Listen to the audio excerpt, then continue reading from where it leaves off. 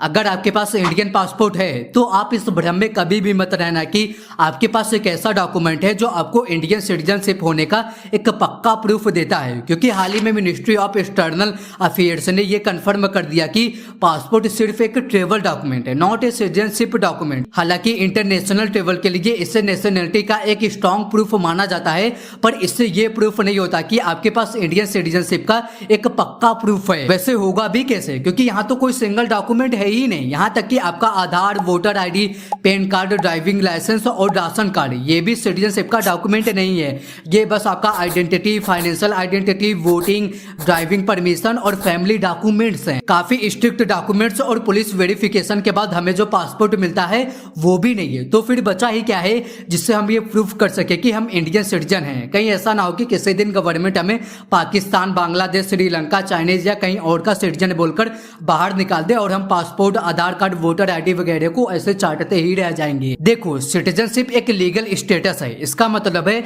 तुम इस कंट्री के साथ लीगली बाउंड हो, तुम्हें यहाँ रहने का, वोट करने का, गवर्नमेंट जॉब्स का और फंडामेंटल राइट्स का हक है। सिटीजनशिप गवर्न होती है इन दो चीजों से, कॉन्स्टिट्यूशन के article 5 to 11 and citizenship act 1955 से। वहीं पासपोर्ट गवर्न होती है पासपोर्ट एक्ट 1967 से। ये एक ट्रेवल डॉक्यूमेंट है। इसका काम है इंटरनेशनल ट्रेवल इनेबल करना और फॉरेन कंट्रीज को बताना कि ये बंदा हमारा है, क्योंकि वहां पर तुम्हारा Aadhaar card, PAN card, voter ID, driving licence वगैरह किसी काम का नहीं रहेगा। अब भले ही पासपोर्ट इशू करने के लिए सिटीजनशिप जरूरी है, लेकिन पासपोर्ट इशू हो जाना ये प्रूव नहीं करता कि तुम एक्चुअली सिटीजनशिप के लीगली क्राइटेरिया पूरे करते हो। पासपोर्ट एक आउटपुट है प्रोसेस का, सिटीजनशिप एक इनपुट है, तो दोनों चीज सेम नहीं है। इंडियन लॉ के अंदर सिटीजनशिप मिलती है 4 मेन तरीकों से। पहला बर्थ से, 26 जनवरी 1952, 30 जून 1987। अगर आप इस बीच इंडिया में पैदा होते हो तो आप ऑटोमेटिक इंडियन सिटीजन हो, चाहे आपके पेरेंट्स किसी भी कंट्री के हो। 1 जुलाई 1987 टू 4 दिसंबर 2004, इस बीच जन्मे लोगों के लिए जरूरी है कि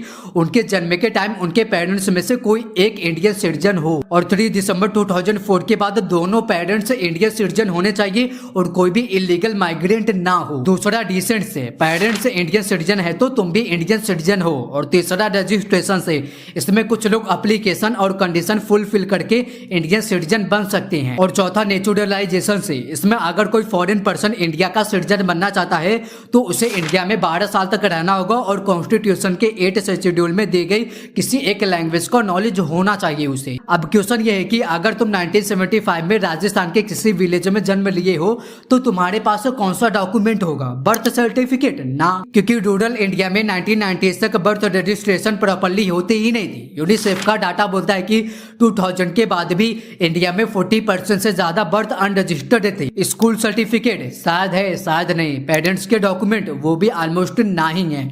तो असल में ये वो गैप है जो करोड़ों ऑफ इंडियंस के लिए अभी भी एग्जिस्ट करती है। 2019 में असम में national registers of citizens update हुआ। एनआरसी का काम था कि लिस्ट बनाओ जेन्युइन इंडियन सिटीजन का जो 1971 के बांग्लादेश के वार से पहले असम में थे या फिर उनके संतान हैं, जिसमें 19,06,657 लोग लिस्ट से बाहर हो गए। उनमें से कई लोगों के पास valid Indian passport, voter ID, Aadhaar card, government jobs के रिकॉर्ड थे, पर तब भी वो लोग लिस्ट से बाहर हो गए क्योंकि एनआरसी में चाहिए थे 1971 से पहले के डॉक्यूमेंट्स या फिर उनके पूर्वज के नाम 1951 के एनआरसी में या इलेक्टोरल रोल्स में। अगर वो डॉक्यूमेंट्स नहीं है तो तुम्हारे पास चाहे जितनी भी मॉडर्न डॉक्यूमेंट्स हो, तुम एनआरसी में नहीं होगी। फॉरेनर्स ट्रिब्यूनल्स ने साफ साफ कहा कि passport, voter ID, Aadhaar card और पैन कार्ड ये सब कंक्लूसिव प्रूफ ऑफ सिटीजनशिप नहीं है। ये सुन के लग सकता है कि ये असम की बात है, हमारे साथ ऐसा नहीं हुआ, लेकिन रुको आगे सुनो तो पहले। बहुत लोग सोचते हैं कि जब आधार है तो टेंशन की क्या बात है, पर ये भूल जाते हैं कि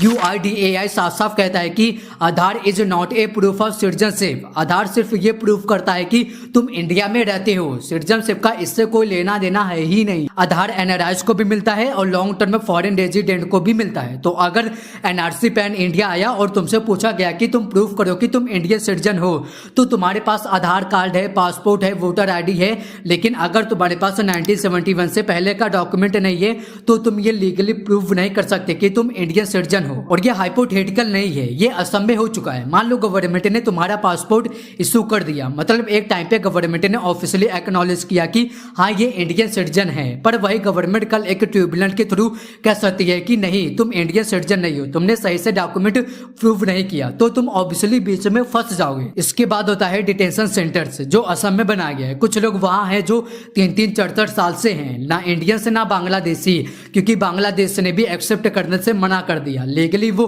स्टेटलेस हो चुके हैं, कहीं के नहीं, ना घर के ना घाट के। यूनाइटेड नेशंस के अंदर स्टेटलेस पर्सन वो होता है जिसे कोई भी कंट्री अपना सिटीजन नहीं मानती, उनके पास तो कोई भी राइट्स नहीं होता है और कोई लीगल प्रोटेक्शन नहीं होता है। और ऐसे लोग इंडिया में भी हैं और इनमें से कई लोगों के पास कभी पासपोर्ट था। 2019 में दो चीज एक साथ आई, CAA और NRC।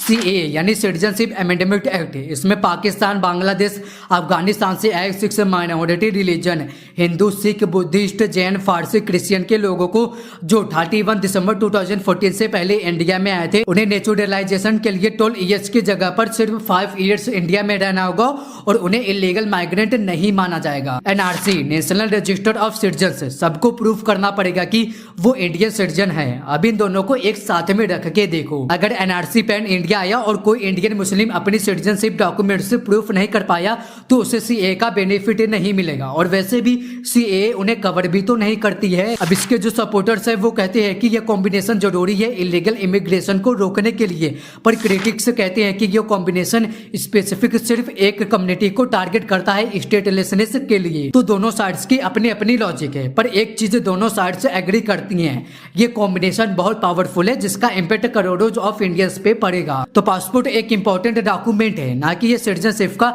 सर्टिफिकेट है। मोस्टली कंट्रीज के पास एक ऐसा डॉक्यूमेंट होता है जो ये प्रूव करता है कि ये हमारे यहाँ की सिटीजन हैं। कई कंट्रीज ने तो पासपोर्ट को ही वो डॉक्यूमेंट बना रखा है, पर इंडिया में आज भी सिटीजनशिप प्रूफ करना एक अनसॉल्व्ड प्रॉब्लम है। कोई एक डॉक्यूमेंट नहीं है जो कंक्लूसिवली कह सके कि हाँ ये इंडियन सिटीजन है। और जिस दिन NRC पैन इंडिया आया वो दिन बहुत मुश्किल रहेगा उन करोड़ों ऑफ इंडियंस के लिए जिनके पास सब कुछ है, Aadhaar card, PAN card, voter ID, passport, driving licence और राशन कार्ड, सब कुछ है, लेकिन उनके पास 50 साल पुराना पूर्वज के डॉक्यूमेंट्स नहीं है। और मैं तुम लोगों को डरा नहीं रहा हूँ, बस बता रहा हूँ। और तुम लोगों को जानना भी जरूरी है, क्योंकि राइट्स तभी प्रोटेक्ट होते हैं जब तुम जानते रहो कि वो राइट्स कितना वल्नरेबल है।